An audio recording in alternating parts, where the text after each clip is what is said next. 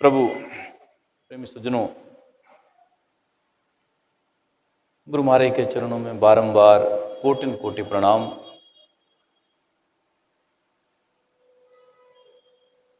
आज की बात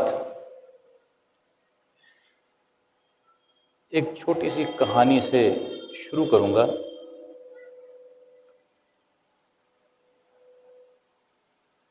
एक समय शरीर की सब इंद्रियों में एक झगड़ा खड़ा हुआ। झगड़ा क्या था कि हम में से श्रेष्ठ कौन, उत्तम कौन। और उस झगड़े का निर्णय इस बात पर आधारित था कि जिसके बिना बाकी इंद्रियों में गुण ना रह जाएं या जिसके बिना बाकी इंद्रियों की कोई कीमत ना रह जाए, वो श्रेष्ठ है। अब इसके लिए सब इंद्रियों के देवता मिलकर किसी एक व्यक्ति को चुनते हैं और निर्णय करते हैं कि एक एक करके हर इंद्रिय का देवता जाता रहेगा। जिसके बिना काम चलना बंद हो जाए, वो श्रेष्ठ है। और बारी बारी करके सब देवता जाने लगे। पहले आंखें गई तो उस व्यक्ति को दिखाई देना बंद हुआ। चलने में दिक्कत, कामकाज में थोड़ी बहुत दिक्कत आई क्योंकि दिखाई ना दे, पर गाड़ी चलती रही। देखा कि उसके बिना काम चल सक रहा। आंखों का देवता लौट आया, कह लो आंखों की इंद्रिय में चेतना वापस आ गई। कानों का देवता गया, सुनाई देना बंद हुआ, पर काम चलता रहा। ऐसे धीरे धीरे करके हर अंग का देवता जाने लगा। निश्चित समय के बाद लौटकर आने लगा, पर गाड़ी चलती रही। क्योंकि फर्क ये पड़ता था, जो अंग काम ना करे उसके बिना जीने में कठिनाई कुछ दिनों की होती है, फिर वो आदत पड़ जाती।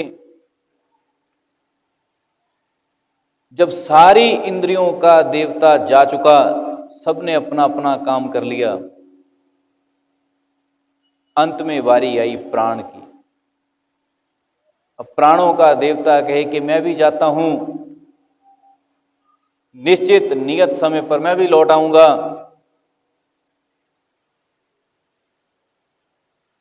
जब ये बात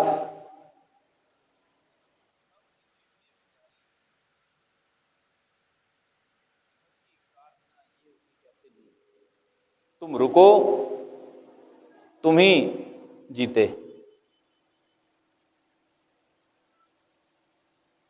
ये नहीं कहा कि तुम जाओ फिर आओगे तो, ना ना ना, कहते तुम रुको, क्योंकि तुम गए तो तुम्हारे जाते ही जीत हार की कहानी खत्म। क्योंकि जीतने हारने के लिए बचेगा ही कुछ नहीं। प्राण निकले, इंद्रियां सबकी सब धरी की धरी रह गई। सब इंद्रियां शून्यता को प्राप्त हो गई, ज्यों ही सिर्फ प्राण निकले। आंख एक ना हो तो भी काम चलता, दोनों ना हो तो भी थोड़ा बहुत काम चलेगा। हाथ एक ना हो तो भी गाड़ी चलती, दूसरा ना हो तो भी। जिनका दिमाग हम कह लेते हैं कि इसमें दिमाग नहीं, काम उसका भी चलता है। ये प्रेमी, प्राण एक ऐसा देवता, जब ये निकलता इसके बिना सारे देवता फीके हैं। इसीलिए महापुरुष कहते हैं सब सिद्धन को सिद्ध है, सब देवन को देव, मानुष जन्म सकार्थ कर। ये प्रेमी, ये ध्यान से सुनने की चीज है। कारण ये है कि इंसान किसी भी बात में से जो कॉमास के अंदर रखने की बात है वो याद रखता। कोई दोहे चौपाई, कोई कहानी, कोई शेरो शायरी, उतना सा याद रह जाता, बाकी साफ। तथ्य की बात निकल जाती, या कहूं तथ्य की बात हम याद रखना जरूरी समझते ही नहीं,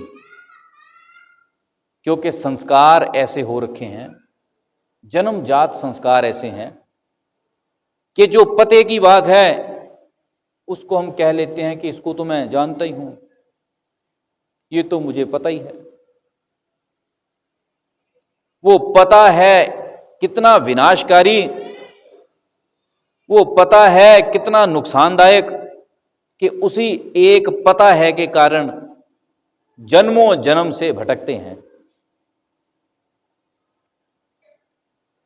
महापुरुष कहते हैं कि जीव 84 में अज्ञानता से भटकता है, पर मुझे लगता यह है कि जिसको भ्रम है कि मुझे ज्यादा ज्ञान है वो ज्यादा भटकता है।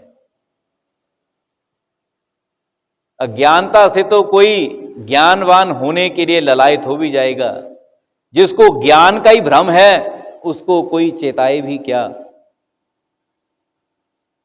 मानव शरीर धारण करने वाले अज्ञानता के कारण तो शायद ना भटकते होंगे, पर ज्ञान के कारण ज्यादा भटकते हैं। वो ज्ञान भी कैसा नकली, वो ज्ञान किताबों का, सदग्रंथों का, जो दोहे चौपाइयां याद हो गई उसका, जो कहीं से सुन लिया उसका। जिस भी व्यक्ति ने कुछ पढ़ा है, कुछ याद किया है, उसको ये भ्रम है कि यही ज्ञान है, और यही भ्रम भटकाव का कारण है। महापुरुष कहते हैं सब सिद्धन को सिद्ध है, सब देवन को देव, मानुष जन्म सकार्थ कर, प्राण प्रणव को सेव। कितने बड़े से बड़े सिद्ध हुए, उन सिद्धों के जीवन को सुने या विचारें तो एक चीज समझ में आती है कि प्रबलतम सिद्धियां करके भी किसी ने पाया तो क्या। सबसे बड़ी चीज सिद्धों की दृष्टि में यही है कि उन्होंने समय को अपने नियंत्रण में लेना चाहा। कुछ 100 वर्षों तक लिया भी, लेकिन फिर हाथ से छूट गया। कोई कोई सिद्ध कहा जाता कि 600 वर्ष तक जिए, कोई कहा जाता 1200 वर्ष तक जिए, किसी को कहा जाता 1000 साल तक जिए। सिद्धि के बल पर उन्होंने पाया क्या, समय के ऊपर कुछ देर के लिए अभ्यास बना लिया, पकड़ बना ली, फिर वो पकड़ कच्ची पड़ती चली गई। कुछ कुछ ऐसे भी हैं जिन्होंने युगों तक भी पकड़ बनाई, पर वो पकड़ एक दिन टूटती जरूर है। इसलिए महापुरुषों का कथन बहुत कोमल कथन कि सब सिद्धन को सिद्ध। ए प्रेमी, तू अपार सिद्धि भी कोई कर ले, उससे भी बड़ी क्या है? नाम की सिद्धि, प्राण की सिद्धि। सब देवन को देव, जिस भी देवता को तू बड़ा करके जाने, जिस भी देवता को, कुल देवता को, नाग देवता को, जति को, सती को, सन्यासी को, जिसको भी तू समझे कि ये बहुत बड़ा है, शास्त्र का वचन कि उससे बड़ा तेरा प्राण है। तेरे प्राणों से बड़ा कोई देवता नहीं, तेरे प्राणों से बड़ा कोई सिद्ध नहीं। सब देवन को देव, भगवान शिव का भी जो परम प्रिय है वो प्राण है। क्योंकि भगवान शंकर और माता पार्वती के संवाद आपको जहां भी पढ़ने को, सुनने को मिल जाएं, उनका केंद्र प्राण है। सबसे बड़ा देवता ही तेरा प्राण है। ये प्राण तेरे में हो, फिर तू आगे किसी और देवता को पूज मान कुछ कर सकता। यदि तेरे में तेरा ही देवता ना हो तो बाकी देवता तेरे लिए नीरस हो जाते। ये इस प्राण रूपी देवता की कीमत है। तेरे में ये देवता है तो तेरी बड़ी कीमत है। बहुत कीमती आदमी है तू। तेरा तो क्या सवाल है प्रेमी, कोई प्रधानमंत्री, कोई राष्ट्रपति, वो भी तभी कीमती है यदि उसमें यह देवता है। उसका ये देवता निकला तो समझ ले उस दिन सरकारी छुट्टी हुई, क्योंकि कीमत उसी देवता से है।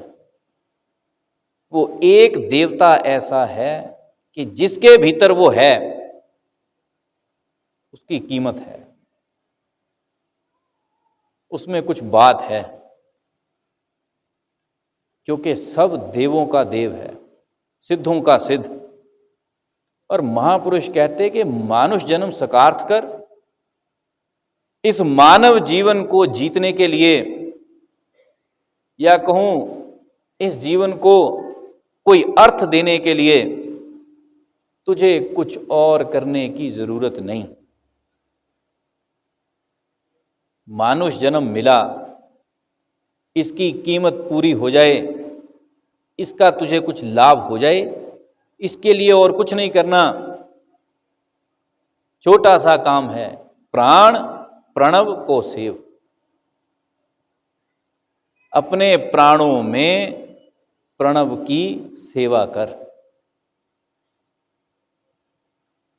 प्राण अर्थात श्वास, प्रणव अर्थात जिसका गुरु महाराज ने ज्ञान कराना। प्रणव अर्थात प्राणों की वो लय जो कभी टूटती नहीं। प्राणों की वो अनुभूति, वो अनुभव जिसमें उतरते ही सारे बाहर के दुख खत्म हो जाते, फीके पड़ जाते। ज्यों ही कोई अपने भीतर उतरता है, एक क्षण, 2 क्षण, 10 क्षण के लिए, जो जितनी देर के लिए अपने आपे में रहता, वो उतनी देर के लिए दुखों से मुक्त है। उतरता किसमें? उतरता अपने प्राणों की लय में। उस लय को कहा गया प्रणव। सांसारिक दृष्टिकोण में टीकाकार, वक्ता लोग उसे कह लेते हैं ओम, क्योंकि वक्ता के लिए ओम से ज्यादा कोई महत्वपूर्ण शब्द है भी नहीं। और ओम ही ऐसा एक व्यापक शब्द है जो जगह जगह आपको सुनाई पड़ेगा, मंत्रों में, पूजा में। इसलिए वक्ता लोग अधिक से अधिक ओम पर आकर बात खत्म करते हैं, लेकिन महापुरुष बात ओम से आगे की करते हैं। और उसके लिए प्रमाण ये देते हैं सदग्रंथ कहते हैं कि मात्र ओम नहीं, ओम का भी मूल जिसमें से ओम उत्पन्न हुआ, ओम की उत्पत्ति जिसमें से है वो है प्रणव। और प्राणों में उसको समझना सबसे आसान। यूं तो संसार की सब ध्वनियां उसी को समेटे हुए हैं, पर जिसको अपने आपे में पकड़ना नहीं आता उसको बाहर पकड़ना बहुत मुश्किल। क्योंकि तेरे लिए तेरा सबसे नजदीकी है तेरा श्वास। बाकी ध्वनियां हमें लगता है कि हमारे बहुत नजदीकी हैं, पर वास्तविक रूप में है नहीं। जो कुछ ध्वनि मैं यहां सुन सक रहा हूं उसको यहां से 200-300 मीटर जाकर नहीं सुन सकता। सारी चीज बाहर के सारे रूप बदलते हैं, पर तेरा भीतर ये सदा तेरे साथ है। तो संतजन कहते हैं मानुष जन्म सकार्थ कर प्राण प्रणव को सेव। क्योंकि प्राणों को सेव लेना, प्राणों में उतरकर प्रणव की सेवा कर लेना, ये तो बहुत आसान। तो कहे मैं बाहर पकड़ूं वो थोड़ा मुश्किल है। लेकिन जब प्राणों में समझने पकड़ने का अभ्यास होता चला गया तो बाहर पकड़ना मुश्किल नहीं। जिसको संतजन या स्वयं भगवान कृष्ण गीता में कहते हैं कि हे अर्जुन, जो संसार के कण कण में मुझ सच्चिदानंद घन ईश्वर को देखता है। कौन? कहते जो संसार के कण कण में मुझे देखे। पर कण कण में दिखाई कब दे? जब पहले अपने में कहानी समझ में आ जाए। अध्यात्म का मूल ही इस बात पर है कि तुझे अपने में समझ आ जाए। जिस दिन अपने में तू सुलझ गया उस दिन तू दुनिया को सुलझा लेगा। जब तक अपने आपे में ही सुलझा नहीं तब तक उधर क्या सुलझाए। हे प्रेमी, यदि देखोगे एक चीज अक्सर दिखाई पड़ती है। हम महापुरुषों को सुनते हैं, उनको पढ़ते हैं, अत्यधिक अध्ययन करते हैं। कुछ लोग नेम नियम से सदग्रंथ पढ़ते हैं। इतना करने पर भी हमें ये चेतना नहीं आ पाती कि सदग्रंथ हमें भेजते किस तरफ को है। महापुरुष कहते हैं प्राण प्रणव को सेव। भगवान गीता में कहते हैं अपने अंदर उतर। सदग्रंथ समझाते हैं श्वास श्वास सुमिरन करो, वृथा श्वास मत खोए।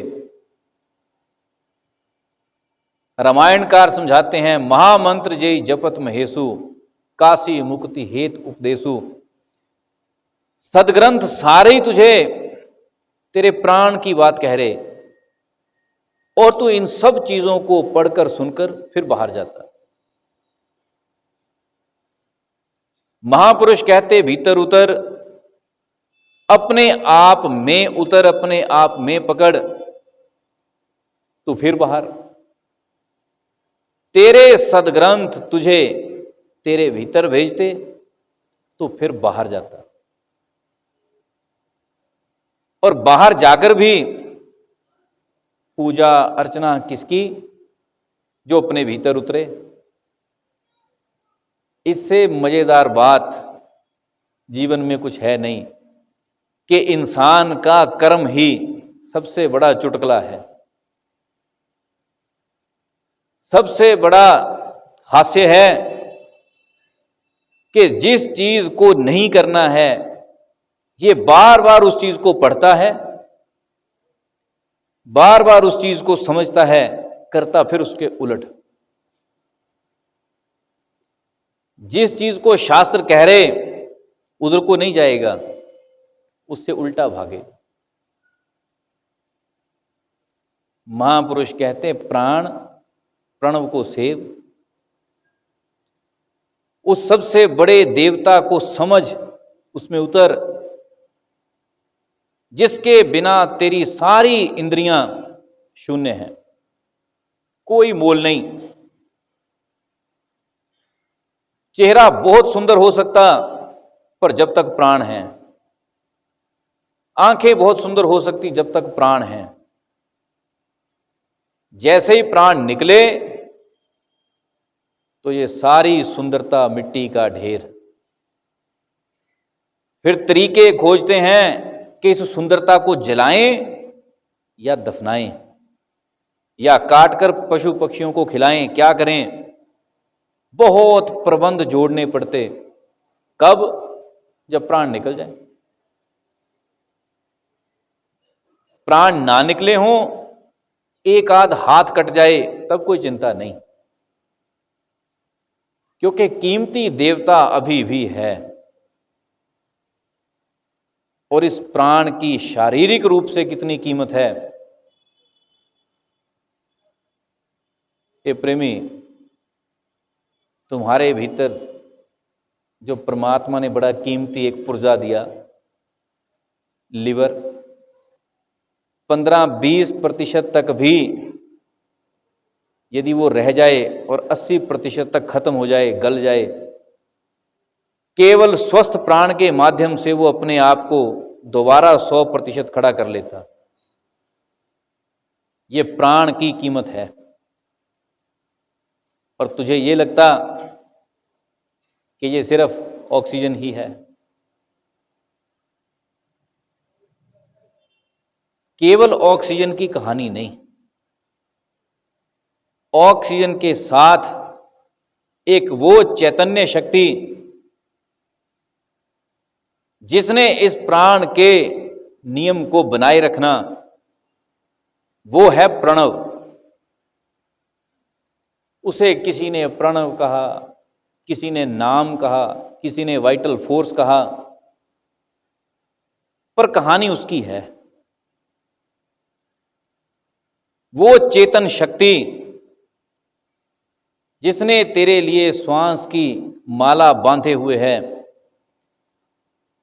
यदि तू इन श्वासों के बंधे बंधे उसे जान जाए, उसमें उतर जाए, या सही स्वस्थ शब्द कहूं कि तू उसके साथ ताल के साथ ताल मिला जाए, तो जीवन सार्थक हो गया। क्योंकि उसके साथ तेरी ताल बैठ जाए, ये बड़ा स्वस्थ शब्द है। क्योंकि सबसे पहला अनुभव यही होता है। जब भी कोई ध्यानस्थ होना शुरू होता, सबसे पहले उसकी ताल, उसकी रिदम अपने श्वास के साथ मिलनी शुरू होती है। जितनी जितनी एकाग्रता से मिलती जाए, उतना उतना समझ आती है कि मैं वही कर रहा हूं जो भोलेनाथ करते हैं। और भगवान शंकर करते क्या हैं? हे प्रेमी, तेरे लिए शिवलिंग के ऊपर जल चढ़ाकर तसल्ली हो जाती। भगवान शंकर जल नहीं चढ़ाते। तेरे सारे साधन थोड़ी बहुत क्रियाओं से पूरे हो जाते, पर जिन्होंने भजन किया उन्होंने बाहर और कुछ नहीं किया। उनका थोड़े में ही सब कुछ है। भगवान शंकर का जीवन ही ध्यान है। शास्त्रकार समझाते हैं, शंकर सहज स्वरूप संभारा, लागी समाधि अखंड अपारा। भगवान शिव ने अपने सहज स्वरूप को कैसे संभाला कि उनकी अखंड अपार समाधि लग गई। मैं तेरे से ये नहीं कहता कि तू अखंड अपार समाधि लगा, अरे कम से कम अपनी ताल को ही प्राणों की ताल के साथ मिला दे। तेरे जीवन की ताल कितनी बिगड़ी हुई, हर समय कभी ऊपर कभी नीचे, फिर ऊपर नीचे। इसको एक समान कर, कभी प्राणों में देख। कितनी मजेदार बात है कि प्राण जल्दी किए प्राणों का जो भौतिक स्वरूप है वो भी जल्दी किए बदलता नहीं। ऊर्जा की तो मैं बात ही ना करूं, प्राणों का भौतिक स्वरूप भी जल्दी बदलता नहीं। तुम्हारे प्राण जल्दी किए कभी अपने आप को छोटा बड़ा नहीं करते। विशेष परिस्थितियां होती हैं, कभी बहुत घबरा गए, बहुत एकाग्र हो गए, किसी चीज पर तुम्हारा ध्यान बहुत टिक गया, उस समय तुम्हारा प्राण छोटा हो जाता है और आम साधारण स्थिति से थोड़ा सा धीमे और लंबा कह लो। बहुत घबरा गए तो प्राण में तेजी आ जाती है। पर ये कुछ विशेष परिस्थितियां हैं, अन्यथा प्राणों का भौतिक स्वरूप भी कभी बदलता नहीं। और तेरी दशा ये है कि तेरा भौतिक स्वरूप भी कभी स्थिर होता ही नहीं, हर समय चलायमान, हर समय चलायमान, बैठा कहीं सोचता कहीं की, देखता कहीं सोचता कहीं की, खाता कहीं ध्यान कहीं। कहने को तू बहुत बड़ा कोई डॉक्टर है, इंजीनियर है, वकील है, जज है, प्रोफेसर है, पर है चलायमान।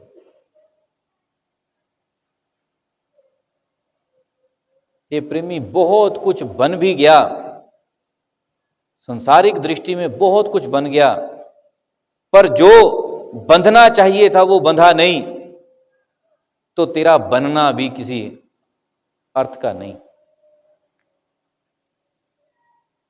अमेरिका में एक कोई कुत्ता था, कुत्ता भी आर्मी वालों का।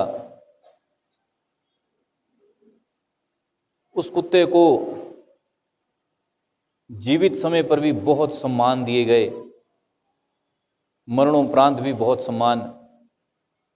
जीते जी उसकी रखवाली में, उसकी केयर में 4 लोग, 4 सिपाही, और उस कुत्ते को पदवी दी गई लेफ्टिनेंट की। जब मर गया तो बाकायदा उसको सलामी वगैरह देकर कई चीजें करके उसका वो मरणोत्सव मनाया गया। हे प्रेमी, पदवी जानवर को भी मिल जाती, पर रहता वो फिर भी जानवर ही है। पहली बात कि पदवी जानवर को भी मिल जाती, और दूसरी बात कि उसमें कोई बदलाव नहीं हो पाता। इसलिए जिसे ये लगता है कि मैं कुछ बन गया हूं, यदि मन नहीं बंधा तो तू बहुत कुछ बनकर भी वैसा ही लेफ्टिनेंट है, बहुत कुछ पढ़कर भी वैसा ही है। क्योंकि शास्त्रकार समझाते हैं, कुंभे बधा जल रहे, जल बिन कुंभ ना होए। ज्ञान का बंधा मन रहे, गुरु बिन ज्ञान ना होए। घड़ा जिस समय बनाया जाता उसकी माटी, उसकी मिट्टी पानी से ही गूंथी जाती है। कुम्हार प्रयास करके शुद्धतम मिट्टी का प्रयोग करता, ताकि घड़ा बनाने में कोई कोर कसर ना रहे, कोई जोड़ ना मिले, कोई लीकेज ना हो, और उस मिट्टी को भी बुरी तरह से मल मल के उसका कण कण मार देता। इतना मल दिया कि उसमें से केवल और केवल चिकनाई ही रहे, कण ना रह जाए।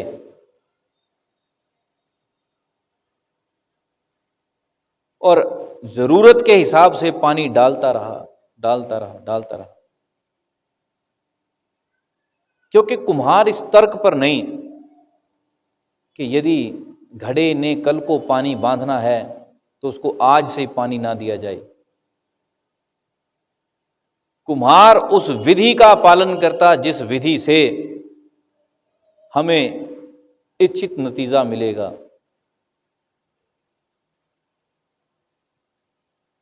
पानी से गुंथी हुई मिट्टी, उससे बना हुआ घड़ा एक दिन ऐसा रूपक ले जाता जिसमें पानी लंबे समय के लिए टिकता है।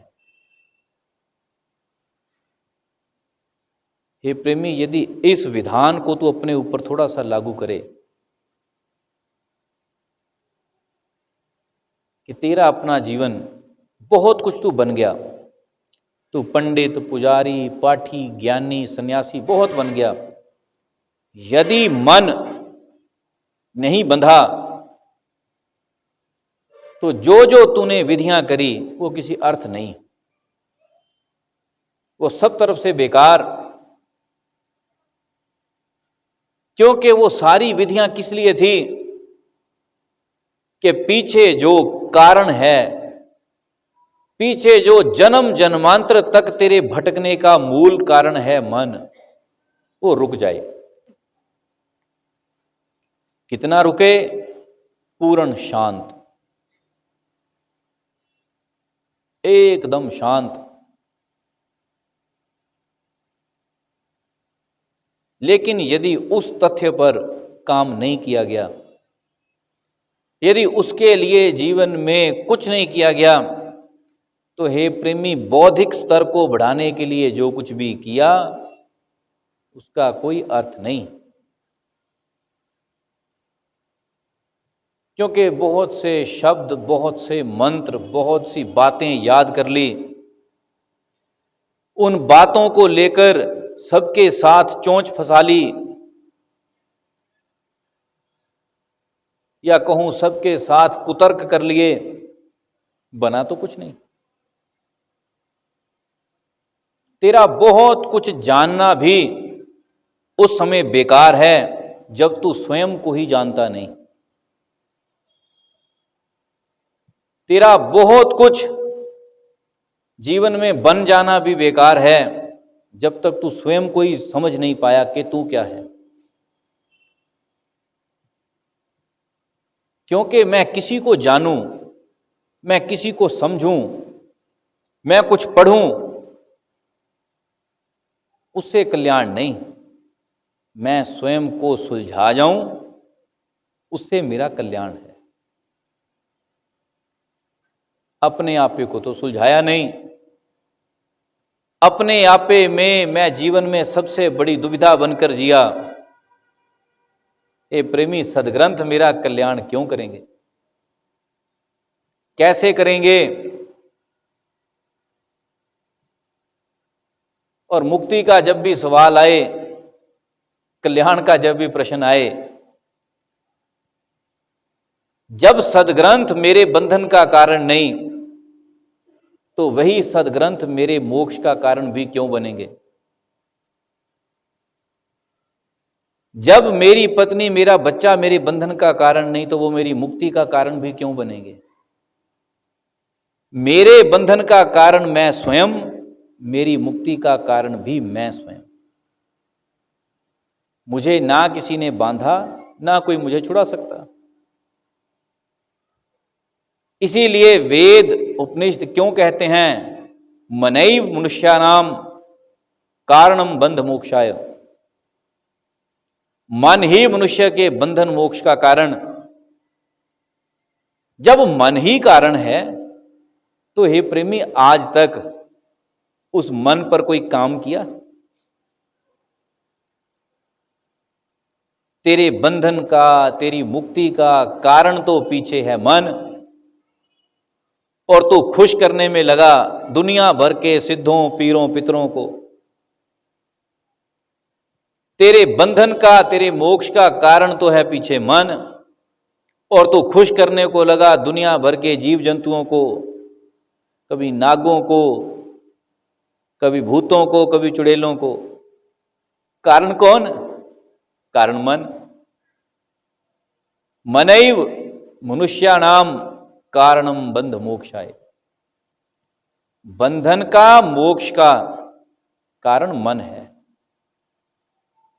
मेरे बंधन का कारण भी, तेरे का भी, पर तेरा निर्णय तूने करना, मेरा निर्णय मैंने करना। यदि हम कहें फिर गुरु महाराज क्या करते हैं? ये प्रेमी, गुरु महाराज सेध दे सकते हैं। गुरु महाराज मात्र सेध दे सकते हैं, या कहूं सरल भाषा में कहूं, गुरु महाराज क्या करते हैं? गुरु महाराज अनेक प्रकार के विचारों में से जो तेरे लिए उचित है वो दे सकते हैं। जैसे गुरु नानक साहिब के समय का एक वृतांत आता। कोई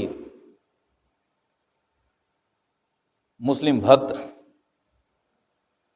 गुज्जर आदमी, वो गुरु महाराज को प्रश्न करता कि पीर जी, हमें कुछ इबादत, कोई भक्ति बता दो, क्या करें?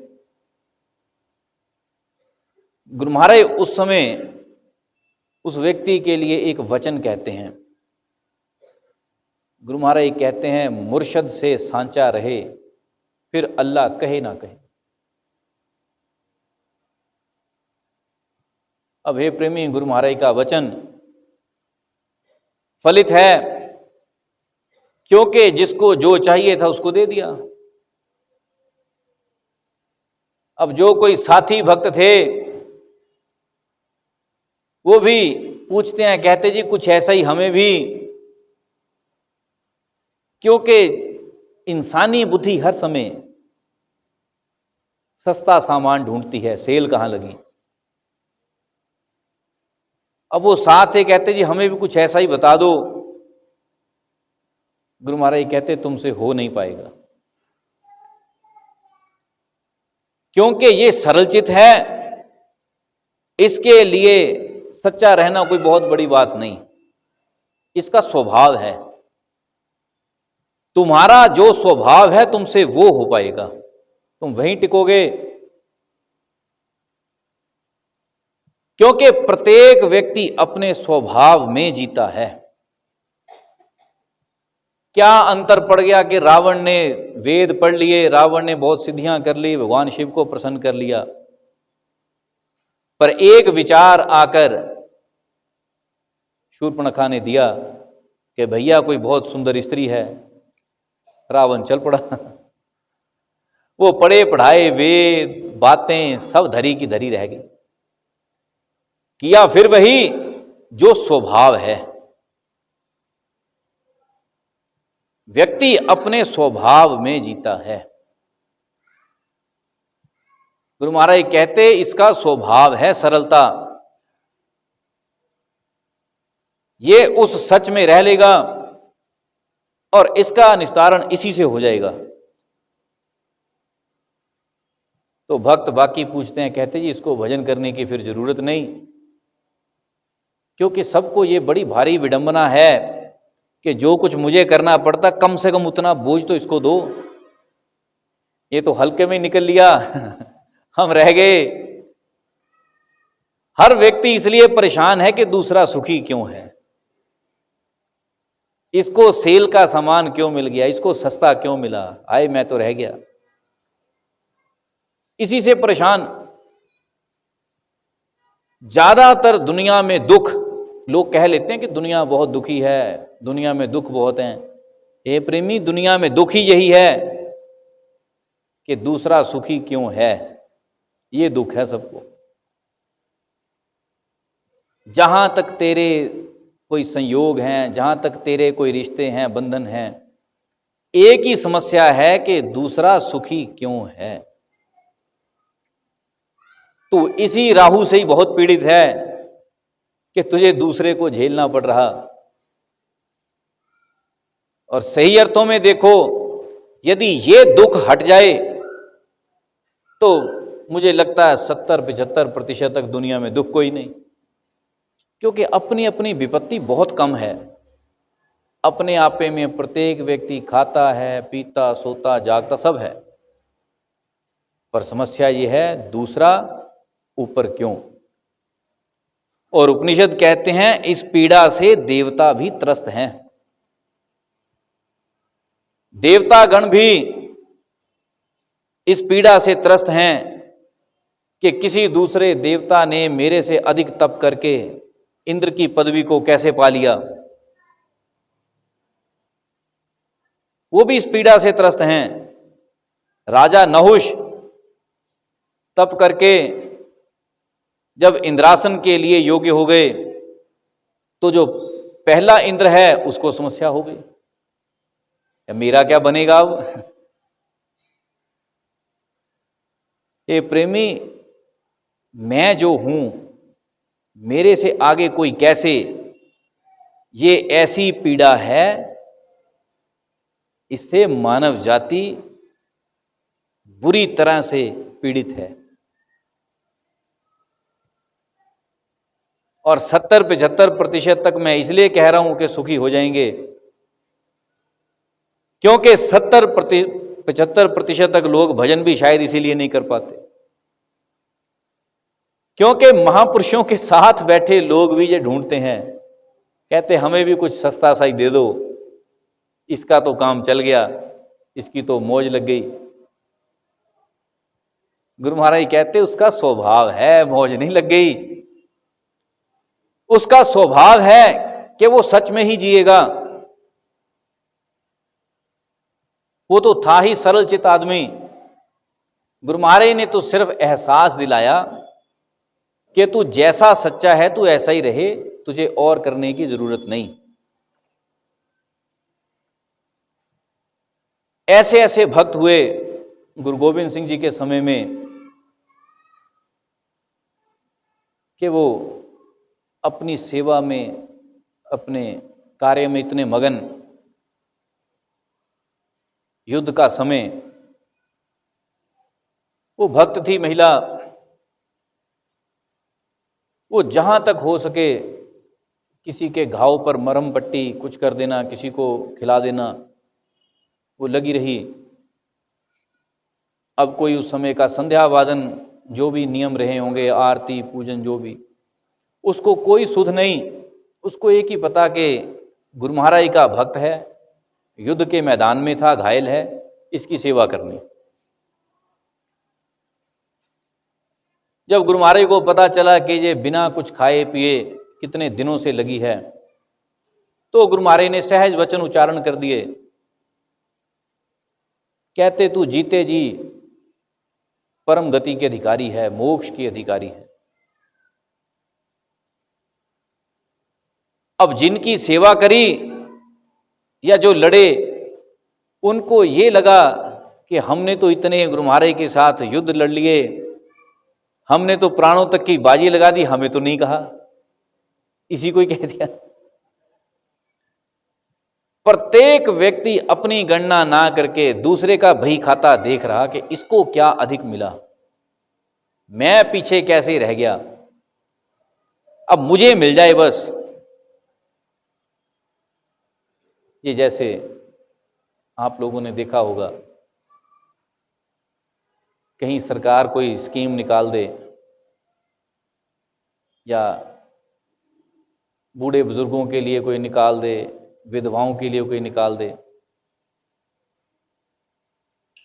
या और तो और 2 रुपए किलो की जो गेहूं मिलती है, ऐसी कोई स्कीम आ जाए, जिनके लिए निकलती है उनको मिले ना मिले, पर जिनके पास कोई बड़ी बड़ी 20, 25, 35 लाख की गाड़ियां हैं, वो ऐसी गाड़ियां लेकर पहुंचते हैं 2 किलो की गेहूं लेने के लिए, 2 रुपए किलो वाली। देने वाले अफसर भी उन्हीं को जल्दी देते हैं। हे प्रेमी, ऐसे हालात व्यक्ति के मनस में हैं। मुझे ही मिल जाए, परमात्मा का कोई ऑफर, कोई स्कीम निकले, बस मुझे ही मिल जाए। गुरु महाराज कुछ कहें तो मुझे ही कह दें। हे प्रेमी, जिन्हें गुरु महाराज ने वचन कहे उन्हें गुरु महाराज ने नहीं कहे। उन्होंने अपना आपा इतना झोंक दिया कि गुरु महाराज में स्वयं परमात्मा बोल गया, ऐसे समझ। क्योंकि वहां कोई गणना नहीं हो रही, कितने कर्म अच्छे किए, कितनों की पट्टी करी। गुरु नानक साहिब गुजर के दूध का कोई डायरी लगाकर हिसाब नहीं रखते थे, कितने किलो फ्री दे गया। उसका भाव है। श्री राम जी को अच्छे से अच्छे पदार्थ भेंट करने वाले लोग थे। देवताओं ने अच्छे से अच्छे अस्त्र शस्त्र दिए, पर जो वचन भिलनी को कहे जूठे बेर खाकर, वो अग्निदेव को नहीं कह दिए। तेरी सेवा का हिसाब तू बेशक रख, पर परमात्मा किसी और तरीके से रखता। वो भाव देखता है। ईश्वर भाव से चलता, पदार्थों से नहीं।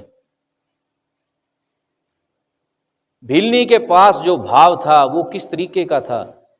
वहां कोई भौतिक गणना नहीं कि मैं इतने दिनों से इंतजार करती हूं, आप आए नहीं, मैंने इतनी बार झाड़ू लगाया, मैंने इतना कष्ट किया। प्रत्येक व्यक्ति गिनती रखता है, गणना करता, मैंने इतना किया, मैंने इतना कुछ किया, मैंने इतने कपड़े दिए। बाबा बालक नाथ जी के बारे में आप लोगों ने सुना होगा कि एक महिला थी, भक्त थी। उसने कहां तक कह दिया, कहती मैंने आपको इतने सालों तक भोजन दिया, रोटियां दी। व्यक्ति गणनात्मक है, काउंटिंग। जिसके चित्त में गणना नहीं, उसके पास भाव है, बस सीधी बात। क्योंकि भाव और गणना ये दोनों इकट्ठे नहीं चलते। भाव कहां बनेगा? जहां प्राणों के देवता को पूजा जाएगा, जहां सुमिरन होगा, जिस घट में सुमिरन है वहां भाव है। जहां सुमिरन नहीं वहां गणना है। और दुनिया में धर्म के नाम पर व्यक्ति को गणनात्मक बनाया जाता है। किसी सराय में जाओ, किसी मंदिर गुरुद्वारे में जाओ, पंखों पर लिखवाया है फलां व्यक्ति ने सेवा कराई, 10 पंखे, 1100 का एक। पत्थर के ऊपर लिखवा दिया और कहीं। क्योंकि लेने वाला ये कहता तेरा नाम चलेगा, देने वाला कहता मेरा नाम चला। मेरा नाम चला तब बात बनेगी। गुरु महाराज के पास भी ऐसे पहुंचे थे कनकटे। जब गुरु महाराज के ध्यान का समय चल रहा था, गुफा बन रही थी, तो एक महिला आई, कहती जी मेरे और मेरे पति के नाम का आप पत्थर लगवाओ तो हम सारा खर्च खुद उठा लेंगे। गुरु महाराज कहते नहीं, आप जाओ। आप जाओ, कहते पत्थर नहीं लगेगा। कहते जी क्यों? गुरु महाराज कहते जिस बात की मैं पढ़ाई कराता हूं ये उसके विधान के खिलाफ है। क्योंकि मैं कहते पत्थरों से नाम मिटाने की पढ़ाई पढ़ाता हूं, लिखवाने की नहीं। हे प्रेमी, हम सारा जीवन अहंकार को पोषण देते हैं। मुझे कोई पूछे, मुझे कोई माने, मैं ऐसे हूं, मैं वैसे हूं। कुल मिलाकर अंत में हाथ आएगा क्या? सिट्टा निकलता क्या है? रोते बिलखते आए, रोते बिलखते चल दिए, और रोए जा रहा पत्थरों पर नाम लिखे को। क्योंकि अहंकार को पोषित किया जाता, प्राणों के देवता को पूजा नहीं। जिसने प्राणों के देवता को पूजा हो, जिसको ये समझ में आ जाए कि मैं यदि कीमती हूं तो अपने प्राणों के खातिर, एक प्राण के कारण, और तो कोई मुझ में कीमती है कुछ नहीं। मेरा प्राण मुझ में है तो मेरी कदर है। जिसके भीतर से निकल जाए, कभी वो गति देखना संसार में आपको दिखाई देगी। जब कोई व्यक्ति मरने वाला हो, उसके बेटे बेटियां, बहुएं, दामाद सब आकर बैठ गए, वो व्यक्ति रोए, आंखों से पानी जाए, उन लोगों से धीमे धीमे स्वर में बात करे। ऐसी अवस्था में सब क्या चाहते हैं कि किसी तरीके से ये ठीक हो जाए। ये हमारा बाप है, ये हमारा ससुर है, ठीक हो जाए।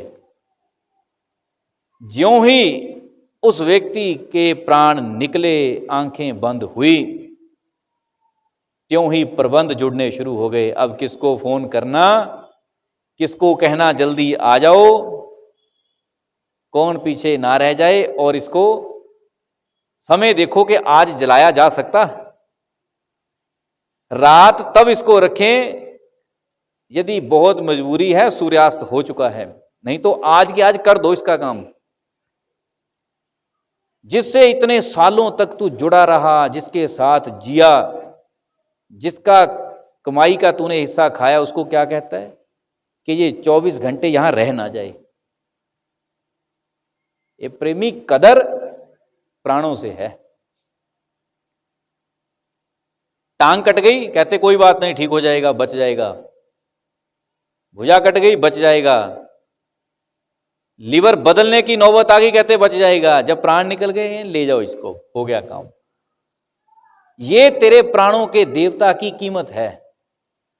मैं इस बात पर इसलिए बल दे रहा हूं कि तुझे कम से कम ये समझ आ जाए तेरे प्राण हैं क्या। ये कदर है प्राणों की। इसीलिए भगवान शिव ने, भगवान विष्णु ने और उपनिषदों के महापुरुषों ने एक ही बात कही कि तू अपने प्राणों के देवता की पूजा कर। अब पूजा क्या कही? पूजा कही कि अपने प्राणों की ताल को अपनी जीवन की ताल बना, अर्थात ध्यान योगी हो, ध्यान में उतर, एकांत में उतर, एकांत सेवी बन। ज्यादा से ज्यादा समय अपने आपे में दे। किसी भी कारण से कोई भी बहाना करके सुमिरन से चित मत फेर। ये प्रेमी कैसे भी बहाने करके अपने आप से तू खिसक लेता, पर ध्यान रखना एक दिन ऐसा आएगा, को काहू को नाहे, घर की नारी को कहे तेरे तन की नाड़ी नाही।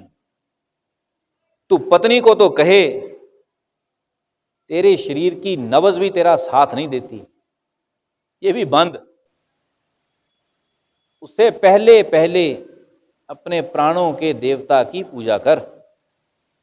उससे पहले पहले अकल कर, माथा ठोक। ये ना हो अपने से बाहर ही सब कुछ किए जा, वहीं समय गवा दे।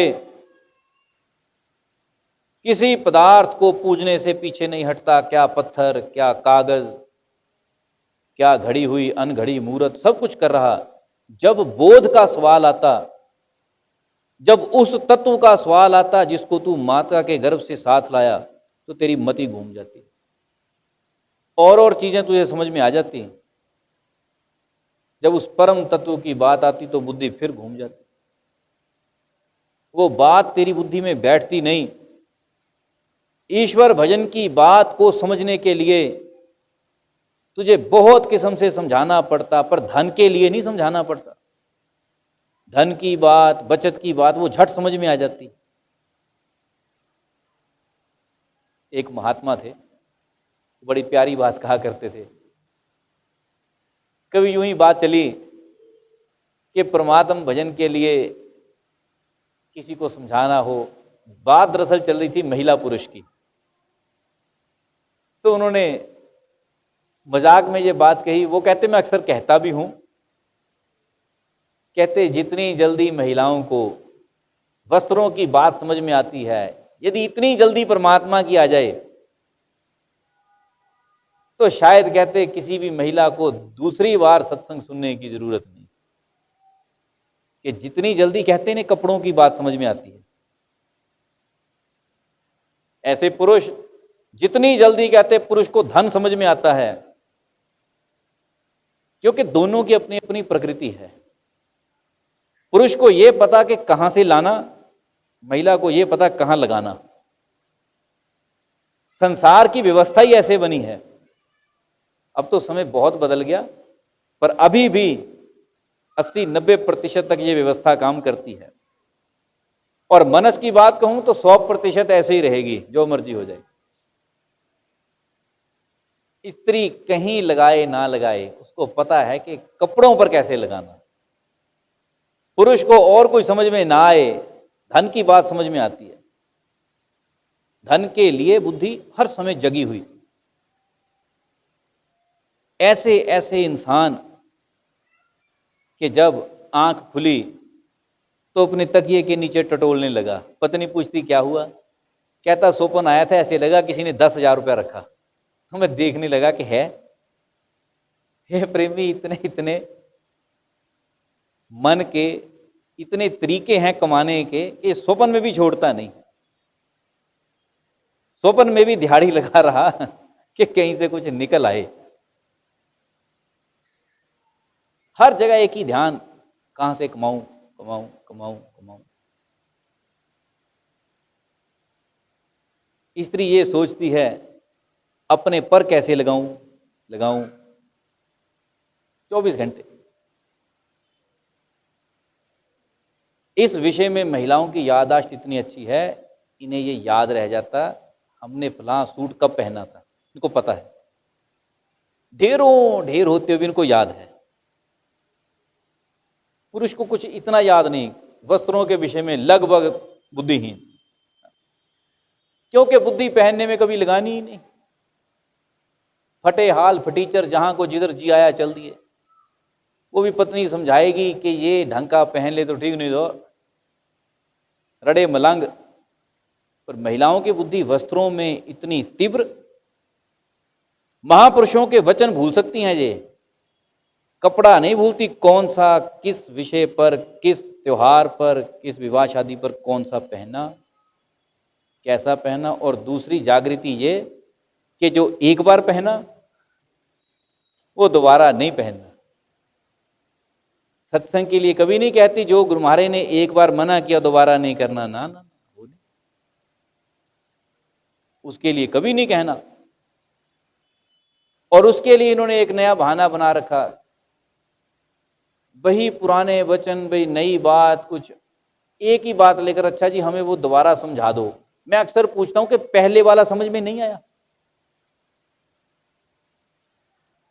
ये बताओ कि जो आज तक सुना, गुरु महाराज ने अपने समकाल में लगभग 40-45 सालों में जो कहा, उसको मैं तो क्या ही परिभाषित करूं। पर चलो फिर भी यदि करूं, आज तक ये समझ में नहीं आया, नया क्या बता दूं। समस्या ये है कि आदत, मनस में ये आदत बैठी है कि शायद ज्यादा पूछेंगे तो ज्यादा समझ में आएगा, करना कराना कुछ नहीं। धंधे फिर वही जो चलते आ रहे, आदतें फिर वही, चित्त वहीं अटका, स्वभाव वहीं अटका, बदलाहट तो हुई कोई ना। ढूंढता है रंग, कहें कबीर कोरी गजी कैसे लागे रंग। कबीर कहते गजी कोरी है, कपड़ा कोरा है, रंग नहीं चढ़ेगा, इसको धो, पुरानी आदतें हटा, तो नई रंगत आएगी। क्योंकि अब तो खैर समय कुछ बदल गया। पुराने समय में जब कपड़ा बनता था, उस कपड़े को चावल के पानी की मांड बनाकर उसमें कपड़े को डुबोया जाता था, ताकि कपड़ा कड़क हो जाए, उसका सूत बंध जाए। लेकिन उस मांड दिए कपड़े को दुकान से लाकर तुम चाहो रंग दे लो सीधा ही, नहीं, बेढंगा हो जाता। उसको पहले साफ पानी में भिगोना, उसकी मांड उतारनी, अच्छी तरह से कण भी ना रह जाए, फिर उसको दोबारा रंग देना तो रंग एकदम बराबर आता।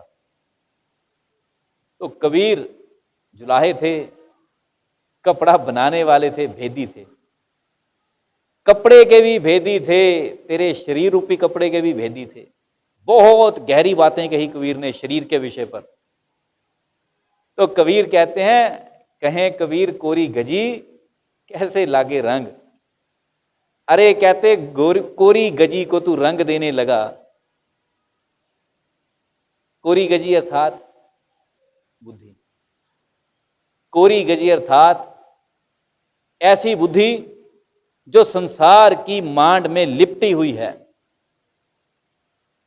उसको तू सत्संग में जाकर कहता बस ऐसे ही इसको समाधि लग जाए, नहीं होगा। कोरी है, इसको सत्संग के पानी से धो धो, इतना धो कि इसकी संसारिक मांड कच्ची पड़ जाए, उतर जाए।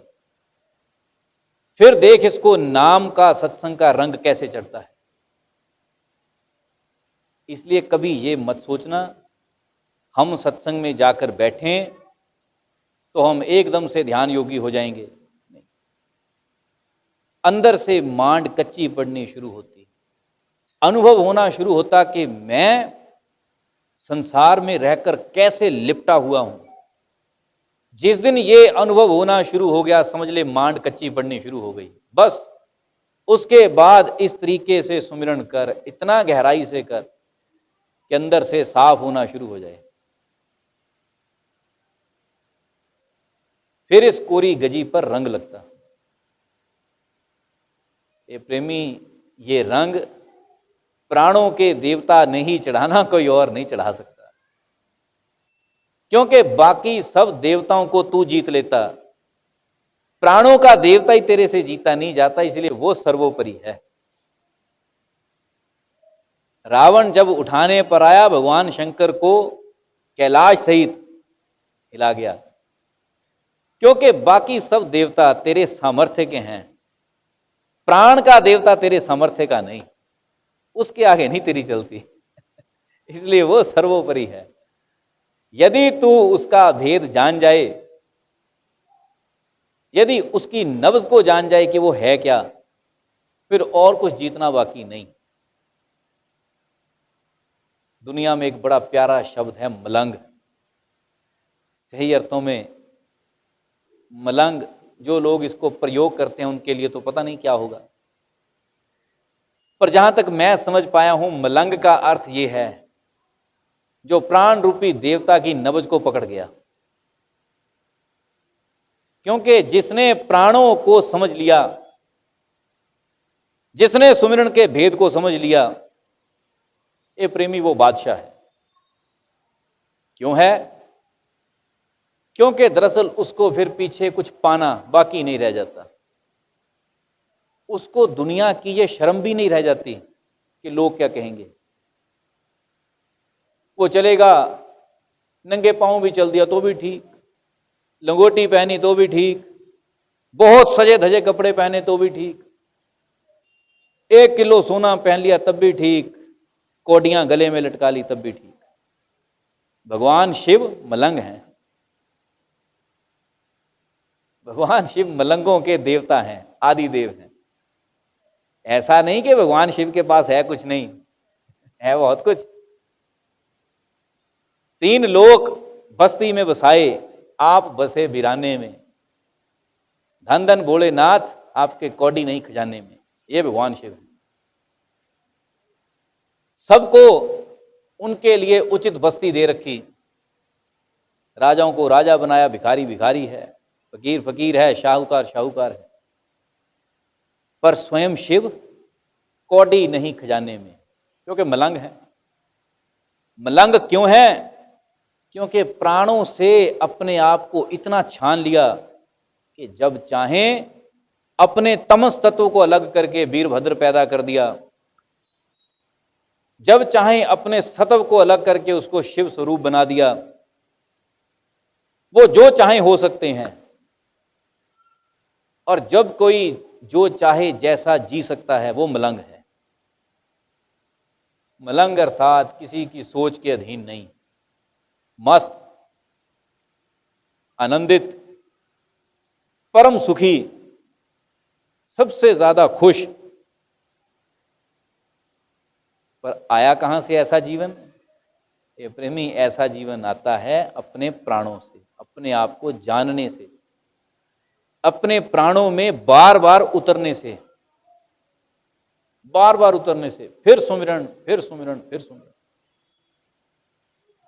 समय खुशी का है, गमी का है, अच्छा है, बुरा है, ऐसा वैसा, जो है सो है।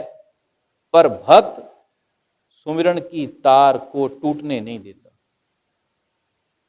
जो ऐसे जीता है वो आनंदित है, वो अपने प्राणों के देवता को पूज जाता। और जिसका ये देवता पूजा गया उसको जीवन में और कुछ पूजना नहीं पड़ता। भगवान राम ने इसी को पूजा, भगवान शिव इसी को ही पूजते हैं, भगवान विष्णु इसी के ध्यान में रहते हैं। जब किसी से ये देवता ना पूजा जाए उसके लिए फिर संसार के बाकी साधन हैं, छोटे छोटे साधन कि तुम ये पूजन करो, ये दान दो, गौ दान करो, स्वर्ण दान करो, ये सब चीजें उसके लिए हैं जिसको प्राण रूपी देवता की होश नहीं,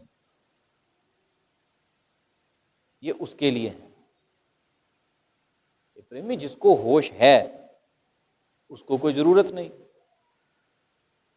लोगों को बहुत भारी ये तर्क रहता है कि भगवान राम ने जब लंका में जाने का समय आया तो शिवलिंग बनाकर पूजा करी। इस बात को दो अर्थों में समझ लेना। पहली बात कि जो कुछ वहाँ पूजन किया गया वो किसी मिट्टी, रेत या सीमेंट, चूना इत्यादि का कोई शिवलिंग नहीं बनाया, वो उसका एक प्रतीक खड़ा किया कि जो निरंतर मेरे अंदर चलायमान है, ये उसका प्रतीक है। और शिवलिंग उसका वास्तविक प्रतीक है। शिवलिंग किसी भी व्यक्ति, किसी अवतार या किसी का कोई चिन्ह नहीं। शिवलिंग तेरे प्राण का, तेरे ओज, तेरे तेज तत्व का प्रतीक है। सही अर्थों में शिवलिंग क्या है? जब कोई व्यक्ति बहुत ध्यानस्थ हो जाए, एकाग्रचित हो जाए, तो उसके शरीर में से बहने वाली ऊर्जा शिवलिंग जैसा प्रतीक स्वरूप ले लेती। यह सबके साथ ही होता, किसी एक के साथ नहीं। शिवलिंग दरअसल उस ऊर्जा का प्रतीक है। इसीलिए प्राचीनतम समय से ऋषियों ने अनुभव करके जो खोजा, उस परम विराट अवस्था का जो नजदीकी प्रतीक था वो शिवलिंग था। और लोग शिवलिंग को भगवान शिव से क्यों जोड़ते हैं? क्योंकि उनसे ज्यादा उच्च स्तर का कोई ध्यान योगी हुआ नहीं, इसलिए। रही बात भगवान श्री राम ने जो बनाया, भगवान राम उसी तेज तत्व को वहां पूजते हैं। और उस तेज तत्व की पूजा में भगवान शिव अग्रगणी क्यों हैं? क्योंकि उनसे ज्यादा ध्यान योगी है कोई नहीं। उसका मूल कारण ये है। वो कोई भ्रम का विषय नहीं कि भगवान शिव को पूजा या उन्हीं की पूजा करी। भगवान शिव से ज्यादा बड़ा गहरा ध्यान योगी कोई है नहीं। वो उस ध्यान के तत्व के परम प्रतीक हैं। इसलिए भगवान राम ने उस शिवलिंग को वहां स्थापित किया।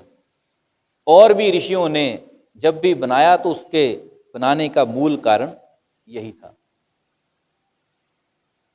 ऐसा नहीं कि वो लोग अपनी निष्ठा से किसी एक देवता को प्रसन्न कर रहे हैं। उनसे बड़ा ध्यान रूपी तत्व का प्रतीक कोई है नहीं। पीछे का कारण ये था। सो हे प्रेमी, यदि भगवान शिव यदि भगवान राम, भगवान कृष्ण एक ही चेतना दे रहे कि तू अपने प्राणों में उतर, अपने परम देव को पूज, तो तेरे पल्ले क्यों नहीं पड़ती बात? तू क्यों सोए का सोया? तू भी अपनी बुद्धि हिला ले, मिट्टी झाड़ ले, थोड़ा सा परमात्म भजन में लग। ये ना हो कि उम्र ऐसे ही निकल जाए, फिर जब घुटने, कंधे, फेफड़े लगे जवाब देने, तो मत सोचना भजन होगा, तब कुछ नहीं होगा। किडनियां लगी जवाब देने, तब कुछ ना होगा, तब डायलिसिस होगा और कुछ नहीं होगा। और तब हो क्या जाएगा? हॉस्पिटल में पड़े पड़े जिनको तुम देखते हो कि वो बड़ा भगवान का स्मरण करते हैं, वहां से दान करते हैं, ये दान नहीं, वो तो अपनी फंसी हुई अवस्था काटना चाह रहे। भजन तो बादशाह का काम है, राजा का काम। भजन भिखमंगों का काम कहां से हो गया? नानक राजा हैं, बादशाह हैं, कबीर बादशाह हैं, तू बादशाह हो। हॉस्पिटल में जब पड़ा होता तब भिखारी है। भिखारी भजन क्या करेगा? भिखारी तो अपने दुख को रोता है। रोगी आदमी अपने दुख को रोता, वो परमात्मा के लिए नहीं रोता। पर कबीर जब रोते हैं तो ईश्वर के लिए रोते हैं। कबीर अपने कंधे दर्द के लिए नहीं रोते, नानक कमर दर्द के लिए नहीं रोते, जब रोएं तो ईश्वर के लिए। और जीवन में कोई दुख था ही नहीं, एक ही मांग है, प्रभु तू चाहिए। जब मिला तो उनसे ज्यादा आनंदित कोई नहीं। और तेरा रोना ही दुखों का संसार का है। हे प्रभु ये घट गया, हे प्रभु ये घट गया, वो घट गया, इधर से मर गए, उधर से लुट गए। जीवन परमात्मा मय हो, परमात्मा के लिए हो, ऐसा जीवन जी। इसलिए महापुरुष कहते हैं, मानुष जन्म सकार्थ कर, प्राण प्रणव को सेव। प्राणों में प्रणव की सेवा कर जा, अपने प्राणों में पहचान जा कि तू किस तत्व को लाया है। एक ध्यान रखना, खाली नहीं आए, इस दुनिया में खाली नहीं आए। माता के गर्भ से कुछ कीमती तत्व लाए हैं। हाँ ठीक है, होश नहीं है, ये अलग बात, पर लाए हैं, सब कोई लाया है। कबीर कहा करते थे, सबके पल्ले लाल हैं सभी साहूकार। कबीर कहते कोई कंगला कंगाल नहीं, माता के गर्भ से सब उस परम तत्व को लाए हैं। ये बात ठीक है कि जब तक महापुरुषों का संग नहीं, तब तक होश नहीं आती। तो हे प्रेमी, महापुरुषों की संगत करके परमात्म भजन की होश कर, जीवन खाली ना कर। बोल श्री सद्गुरु।